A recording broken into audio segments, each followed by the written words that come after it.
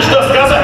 А сказать и вправду придется много. А главное, помочь оренбуржцам на время окунуться в детство, вспомнить свои идеалы. Именно такую задачу поставил для себя белорусский режиссер Александр Вавилов. Для него спектакль «Мэри Поппинс» – настоящий эксперимент. Работать ведь пришлось с непрофессиональными артистами. С профессионалами понимаешь, как потребовать, где жестче нажать, где мягче постелить. А здесь нужно быть уважительным ко всем, потому что все приходили после службы.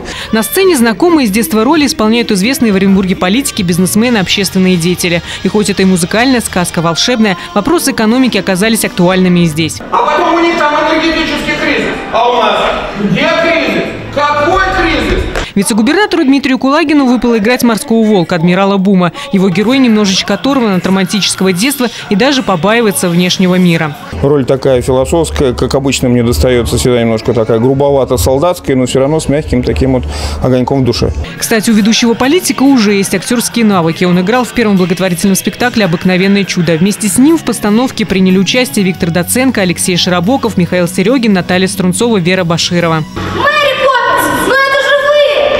Кстати, спектакль удивит зрителей многочисленными эффектами и нестандартным прочтением знаменитой английской истории. Раскроем лишь один секрет. В отличие от аналога, «Мэри Поппинс» премьерной постановки будет 4.